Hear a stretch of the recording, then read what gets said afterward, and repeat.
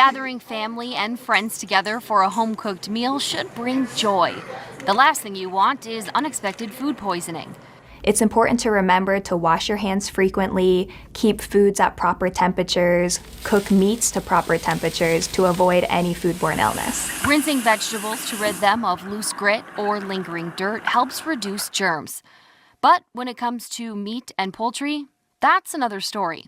Some people may think they're supposed to wash their meats or their chicken before cooking them. I recommend not washing them because that puts you at risk for spreading the bacteria around your kitchen and around yourself.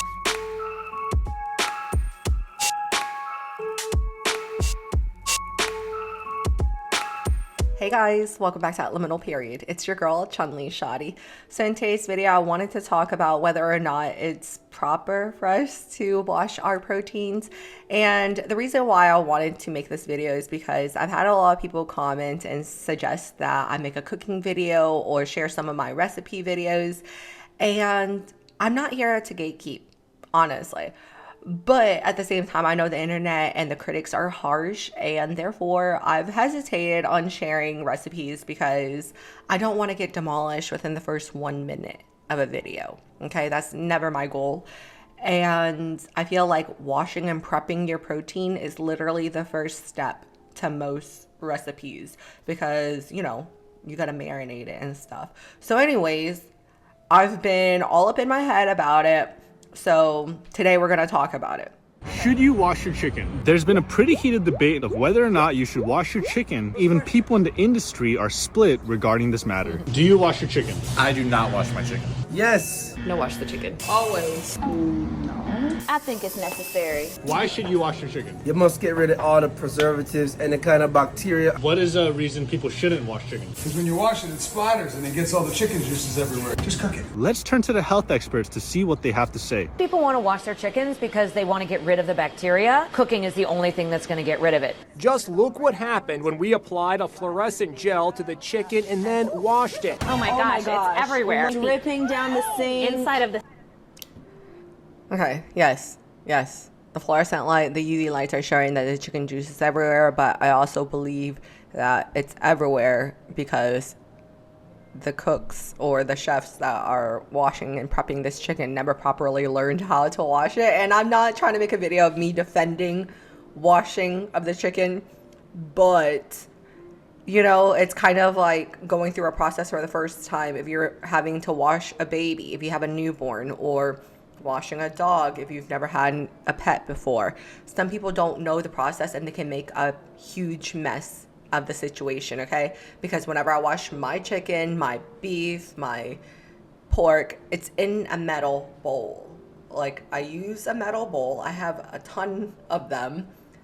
And I use salt, vinegar, or lemon juice or something like that, and it's in the bowl, it's contained. And of course, yes, there may be some splatter or whatever, but that's why you wipe down everything. But the hot mess that they have going on here just shows me that they don't know what they're doing. Sink here. What do you say to the people that don't wash their chicken because it splashes bacteria around the kitchen? If you're cleaning chicken, of course bacteria are going to be everywhere. That's why you sanitize your sink after you wash everything. You clean your house before you have a hot water and bleach, okay? And use some Dawn dish soap too, some elbow grease. Wash down your sink, wash down your countertops. Like, what are y'all doing? Like, I had a video a few months back, and I mean, it's clear that people don't even know how to wash their own personal bodies. So, party. All right. It seems like each side's got a valid argument, but what do you guys think? Wash the meat. There is broad agreement among public health experts in the United States and Europe that you generally should not wash meat before you cook it. I mean, this is hardly the most dangerous thing that you can do in your kitchen.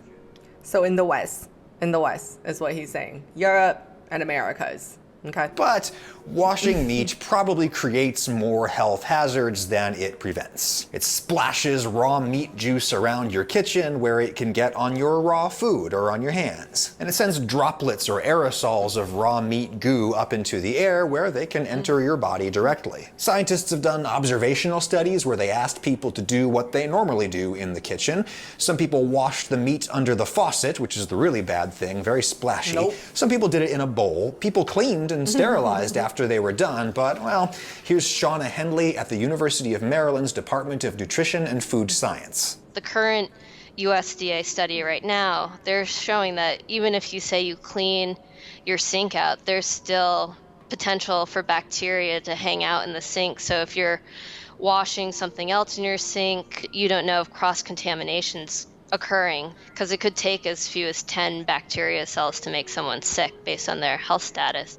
Any germs or parasites on the surface of the meat that you could conceivably wash off are gonna die as soon as you cook it, so don't bother washing it. That is the advice that public health people in the US and Europe have been promulgating in recent years as all this research has been emerging. But a lot of home cooks remain skeptical. This is a very culturally charged issue, and in this video we're going to consider the cultural dimension. Why? Okay, and I'm sorry I keep pausing, but exactly what he said there is part of the reason why I wanted to have this conversation, because I do think it is rooted in cultural practices as well as environmental,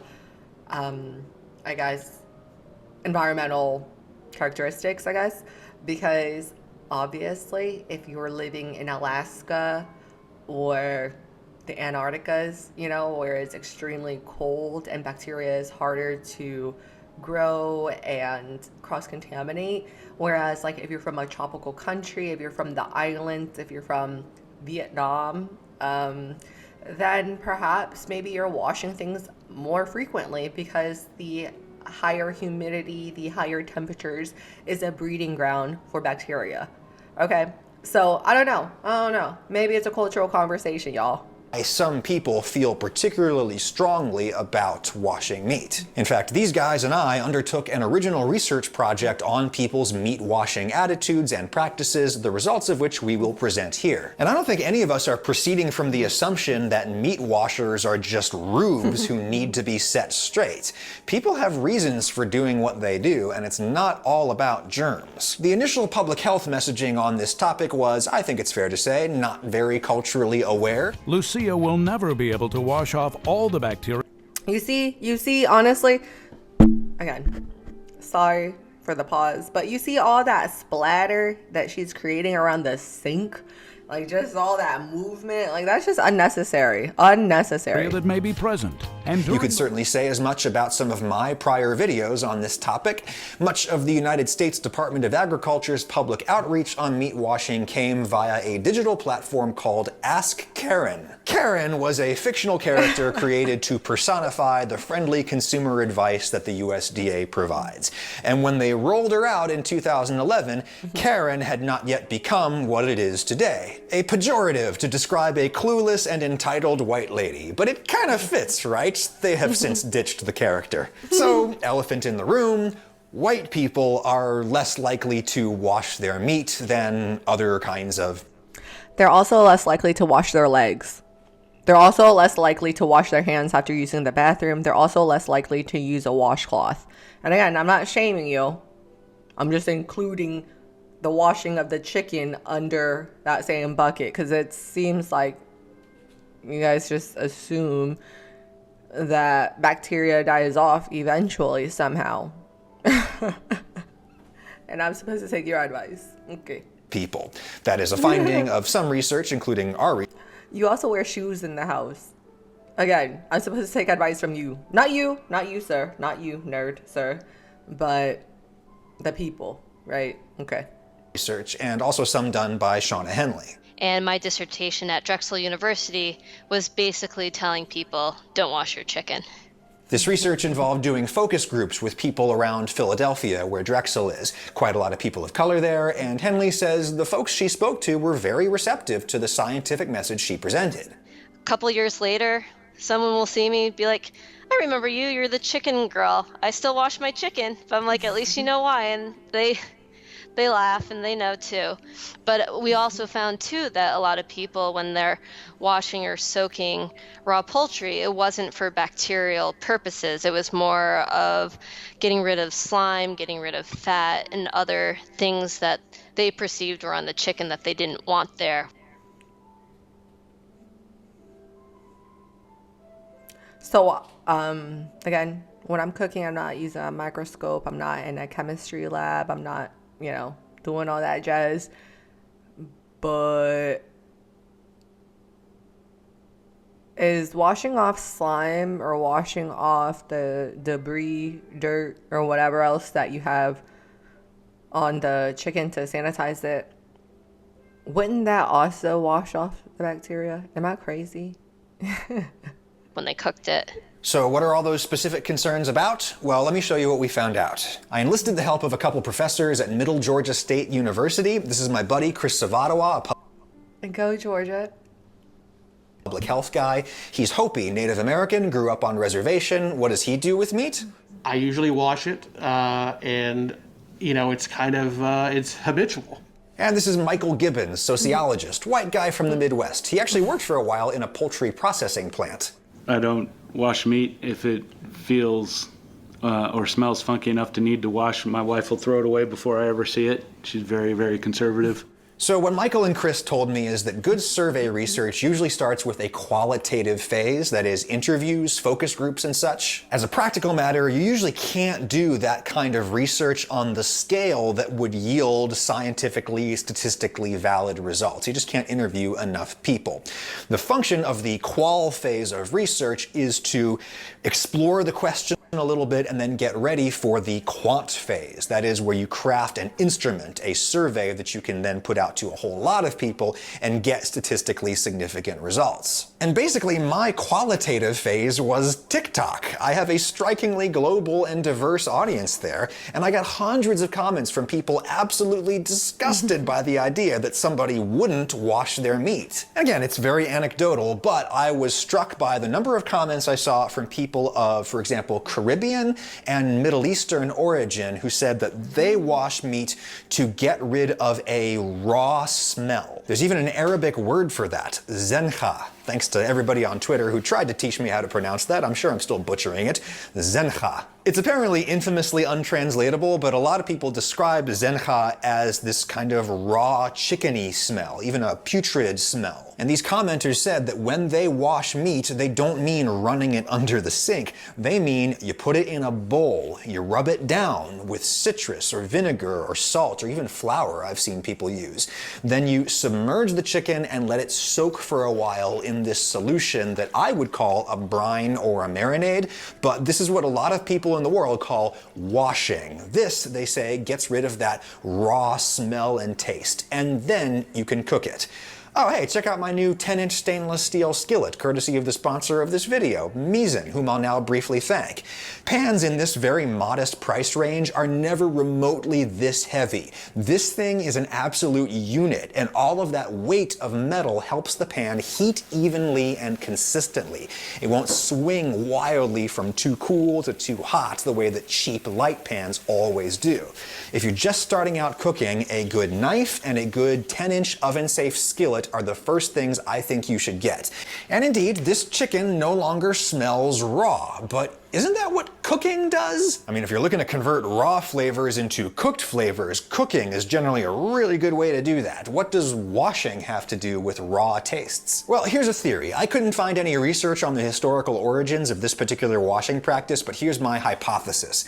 This seems to be particularly popular within cultures originating in particularly hot climates. Meat starts to go bad a lot faster in the heat, which means that in the days prior to refrigeration, people in much of the Middle East or Africa or the Caribbean would have been especially likely to be dealing with meat that has a gross smell. And mind you, that smell of spoilage is not necessarily the smell of foodborne illness. You can't smell salmonella, which is part of the reason why it's so dangerous. That off smell is from relatively harmless spoilage reactions, oxidation, rancidity, enzymatic breakdown, and the work of less dangerous classes of bacteria like Pseudomonas, which create gross smells, and a ropey slime on the surface of meat as it sits around for a long time and develops it. Things like vinegar and citrus and salt can go a long way toward removing those gross smells, or at least covering them up. But mind you, they probably don't do very much to actually kill dangerous bacteria. Typically. Is salmonella the only bacteria that, and I'm sorry to focus it in on the white people, but is that the only bacteria that white people are concerned with when it comes to protein? And obviously she's Asian, but I'm not going to say it's obvious, but I am going to assume, even though I know when you assume you make an ass out of you and me. Her name is Shauna Carol Hendrick. I'm assuming she's adopted. And I'm assuming she's adopted while white people. So, to an extent, I do think that there is some bias that is ingrained in there, because earlier we had two professors from Middle Georgia, two professors, and if you recall, the Native American professor washed his meat. The concentration isn't high enough. The amount of time that that concentration is exposed to your raw poultry really isn't going to do as much good as you're hoping it would. Now, let's stipulate that people living in the modern Middle East have access to refrigerators and fresh chickens. So it's not that they're all dealing with rotten food all the time, but rather what I'm hypothesizing is that given the climate there, there's a more recent cultural memory that people have, a cross-generational cultural memory of dealing with off-smelling or tasting meat. And that memory has resulted in this kind of heightened cultural sensitivity or awareness of even the slightest off smell from a chicken. Just a hypothesis, though indeed, improving palatability is apparently a big motivation among meat washers responding to the survey that I put together with the Middle Georgia State guys. I invited you to fill this out in an earlier video, and boy, a lot of you did. 13,000 respondents was very strong. A lot of the professional work I did, sometimes you'd have 300 or 500 respondents, and that would be a good result. So it says something about your reach, first of all. But of course the problem with that is that it's not a random sample like you'd normally try to assemble for a scientific study. We approached it more like market research. You are my customers. And it is therefore not surprising that you are disproportionately like me. White, male, American, and relatively young. Like attracts like. Hardly surprising. However, enough of you filled out this darn thing that what our sample size lacks in randomness, it kind of makes up for in volume. Enough people who are not very much like me at all also filled this thing out that we can learn some interesting stuff. People report not washing most meats, and when they do, it's fish and poultry. Interestingly enough, we did ask about other meats that were washed, and surprisingly, consistently across geographical regions, wild game, venison, things like kangaroo, squirrel, organs, and other meats, guinea pig. That makes sense, right? People who are getting game. It makes somewhat sense, because if you're actually thinking about who is consuming those game type of meat, I guarantee you most likely it's going to be white people and indigenous people. It's not easy to just go into your local Kroger, your local Publix, your local Wally World and pick up squirrel or kangaroo. Okay? So again, if they're choosing to not wash their kangaroo and their venison, that's okay. I'm not buying it. And honestly, all of this is actually okay. I was talking to my sister about it, like I said. And at the end of the day, I think no matter what the conclusion is, I'm okay with it to an extent. I can only control what I can control. So that's what happens in my kitchen, okay? I don't know if when I buy chicken from Popeyes, did they already pre-wash the chicken when they got it from the manufacturing facility or the chicken plants before they brought it into Popeyes? Do they wash the chicken once they get to Popeyes? Are they cooking, or not cooking, but are they cleaning the steaks behind? Are they cleaning the steaks in the back kitchen of Fogo de Chao? I don't know. I don't think so. You know, if I go to a Mediterranean restaurant, are they going to wash? Probably, based on the cultural context. But if I'm going to an Irish pub, probably not. And I'm probably still going to eat the food, and I'm probably still going to enjoy the food. So again, that's what I mean by it doesn't matter really at the end of the day, as long as the food is cooked properly to temperature.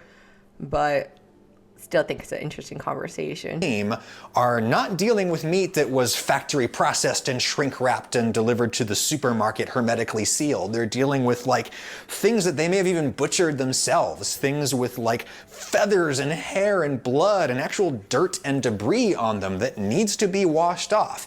Indeed, many of you who responded to the survey said that's what you're trying to remove, not pathogens, but actual dirt, debris, and of course blood. Cultural taboo against eating blood is pretty common.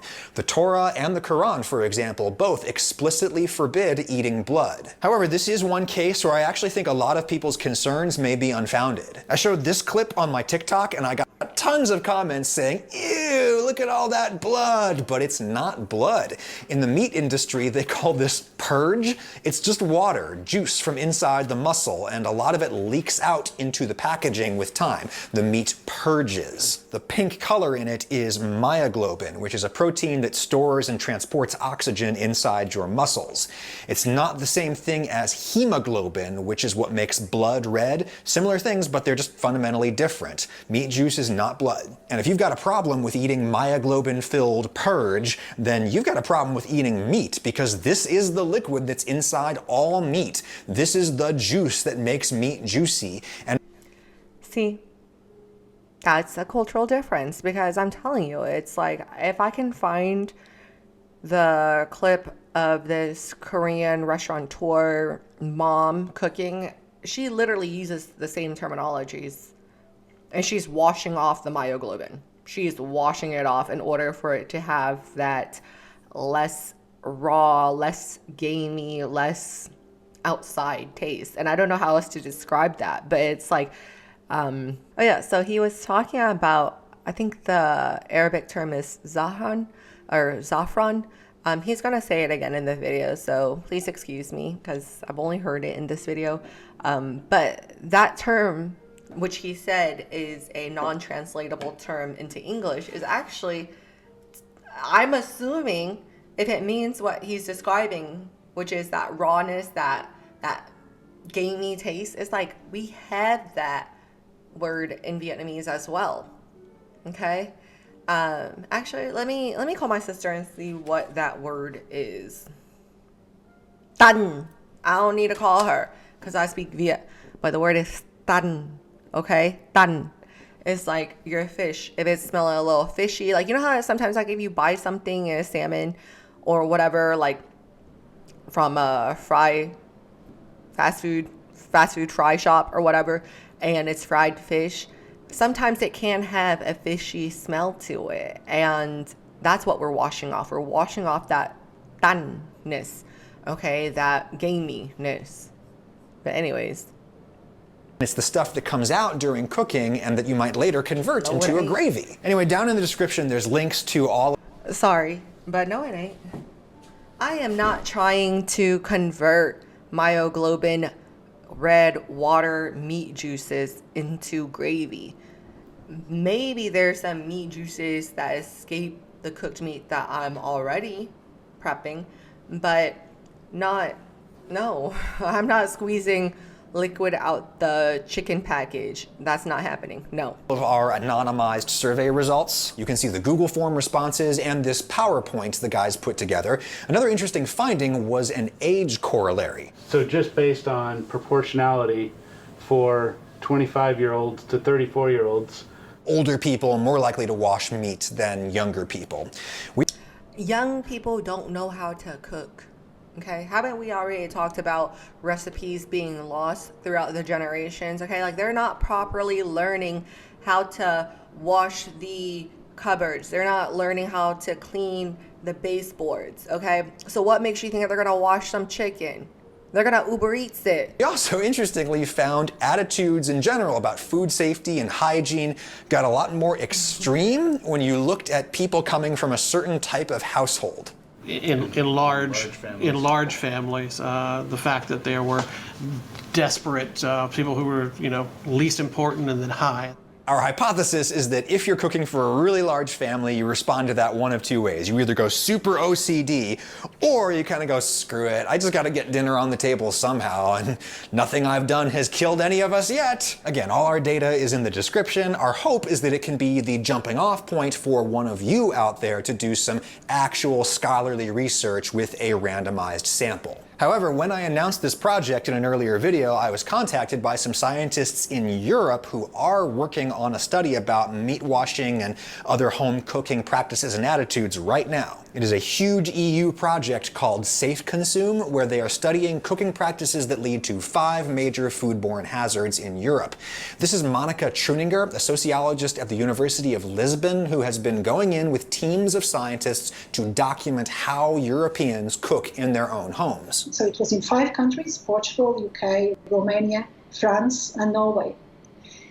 And the Portuguese sample was 15 families. And we observed that 10 of our families, of our participants, they rinsed chicken. So that was something. Boom. So the Browns of Europe know to wash your chicken. The Portuguese know to wash. And this was classified as the red tag from a microbiological point of view.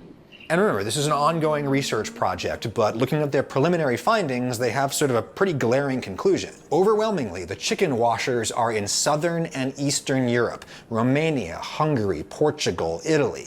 They're the ones washing their chicken. In contrast, almost nobody is washing chicken in Germany or the UK or Sweden.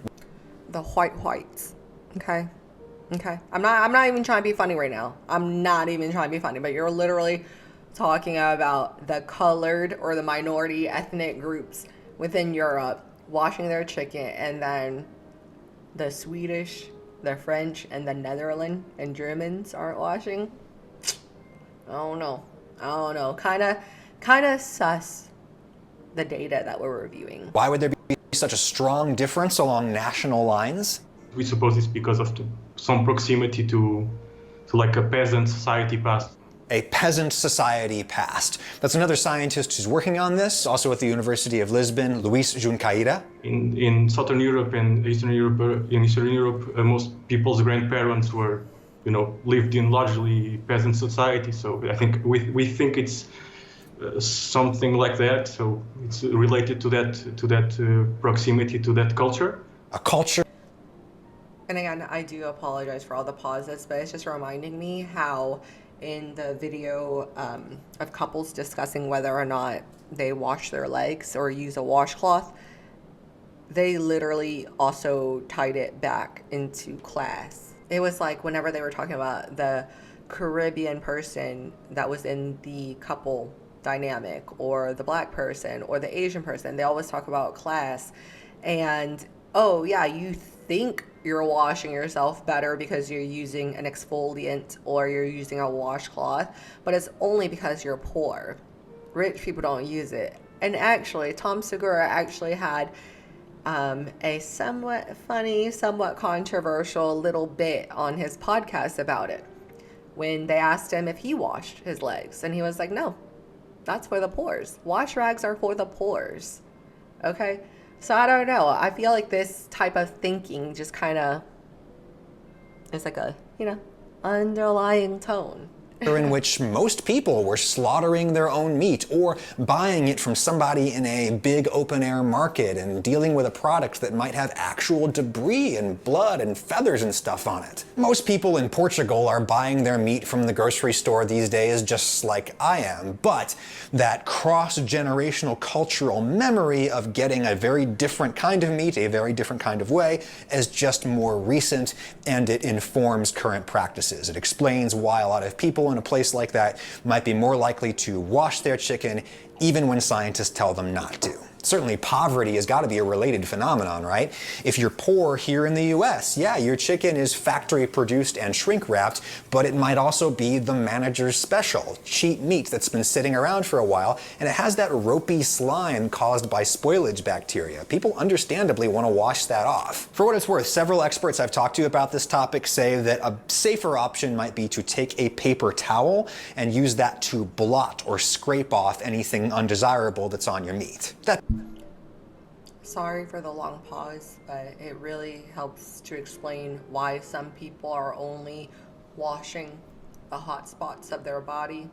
Okay, it helps me understand why some people think that changing your clothes is just as good as, I don't know, taking a shower.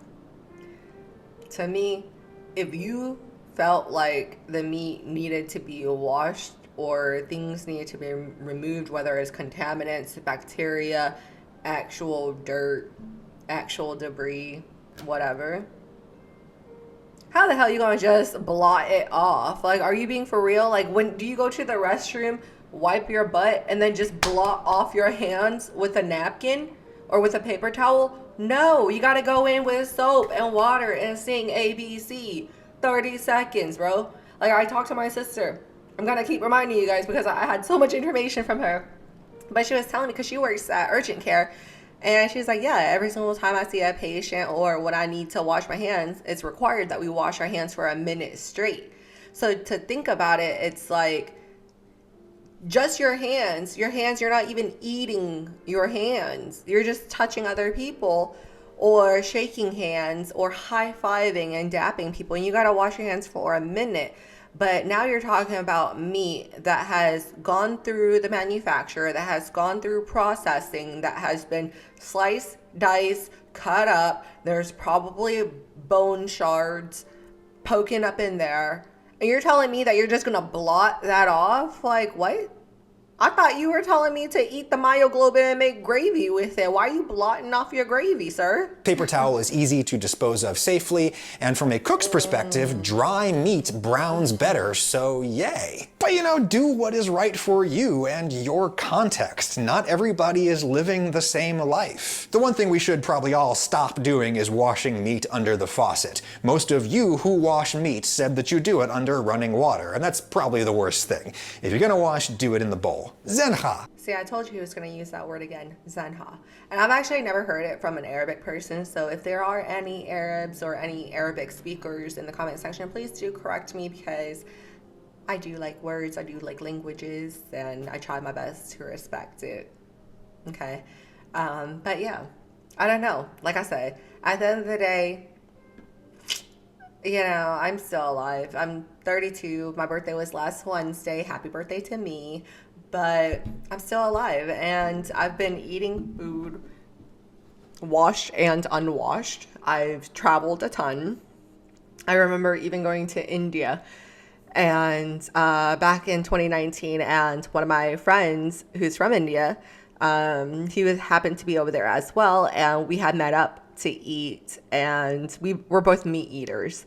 And I remember him even telling me, he was like, oh, Jamie, just order veggie or vegetarian when you're here in India, when you're actually here in the country, because unfortunately not all restaurants, not all shops, not all cafes are going to have a working and running refrigerator. Not everyone is buying their meat, you know, today or most recently. Like sometimes it's been sitting around. It's like, I believe it's like 39% of India is actually a vegetarian. So again, contextually, it does matter, okay? Perhaps maybe if you're in the islands, if you're in Africa or Southern Europe, I don't know, maybe it is the temperature, you know? Check it out. Take a cooking classes when you're traveling. But as for me and mine, I'm gonna keep washing my meat. I'm gonna keep scrubbing it down. I'm gonna keep exfoliating it, giving it a facial, doing all that jazz before I cook it. And depending on how y'all respond to in the comment section, I may or may not share a recipe video. Okay, I already have the footage. I already cooked the meal. I already ate the meal. It was divine. But again, I'm not here to be bullied.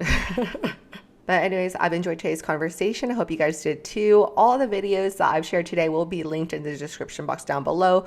Please hit like and turn on your notification bells. I've had quite a few people mention to me that they're just not seeing my videos anymore. So anyways, hopefully this lighthearted video will get me back into the algorithm. And anyways, I've enjoyed today's conversation and I look forward to speaking with you guys next time. Bye.